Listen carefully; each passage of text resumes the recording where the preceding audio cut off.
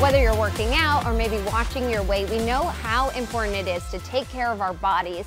But are you giving much thought to the health of your brain? Dr. Michelle Robbins stopped by with some ideas for staying sharp.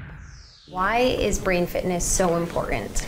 Well, it's the 6th leading cause of death, according to the Alzheimer's Association. Wow. Also, too, I think economically as well as socially, it's really hard on families, but it's $100,000 a year to care for somebody with dementia. Wow, that is staggering.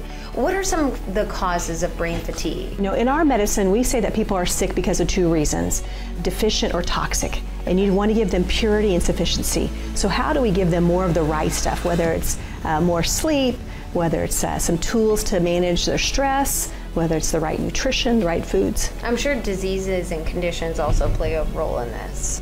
They do play a role. If you have diabetes or some other condition, a heart disease, it's going to impact your brain. It's kind of like having brain fog, you know, when you just can't think. Right. Let's talk about some of the symptoms of brain fatigue. What should we be looking out for?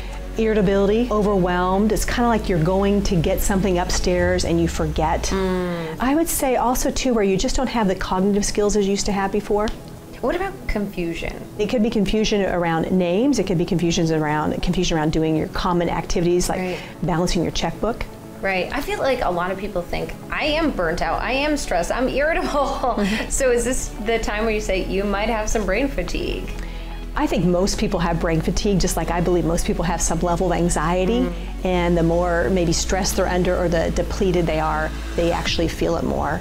And so I think we're living in a time of massive stress. Yeah. And so how do we try to put the odds in our favor by doing little things to help ourselves? Right. What can we do to help our brain fitness? Well, you know, I talk about the quadrants of well-being and how do we look at our health from a whole person, mechanical, chemical, energetical, psychospiritual. I like to start with the psychospiritual side because I think that's the biggest impact of dementia. It's the change in relationships with your children, with your spouse, with your family and friends. I'm healing from a brain injury. It was mild, but I think about all the kids that have concussions these days and all the adults, and how do we change that? One is you got to tell yourself that there's going to be a better day. I love these Notes to Self socks. Those are so fun. Yeah, local company in Kansas City, Laura Schmidt's company. And then another local company, Love People. It's really hard to be mean to somebody when you have a Love People shirt on. Right? It's like, well, I'm really not walking the talk today. And of course, words matter, and I brought some quotes that help me just focus and reminded of how good life really is. Yeah, sometimes that's all you need is one mantra to start your day, something positive. Just a little reminder, click the switch. Right. And then you want to look at nutrition, how you're fueling your body with the right nutrition, and how do we add more real food. I actually love bone broth because it's loaded with nutrients to help your gut heal, and there's all the brain and gut connections now. So bone broth would be great.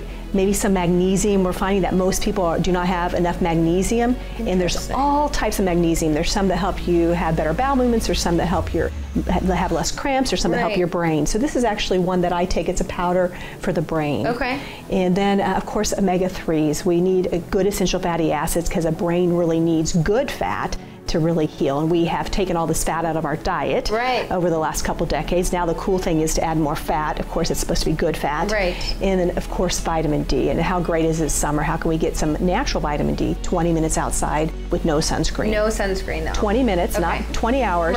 20 minutes, and just get out there and really soak up that vitamin D. Maybe play some word games. Oh, okay. You got to keep your mind active and things that keep you thinking, and maybe doing some math games. I love that. All really amazing tips. Thank you so much. Well, sleeping. We've got to talk about sleep. Don't forget to sleep. Exactly. A lot of it. All right. Thanks.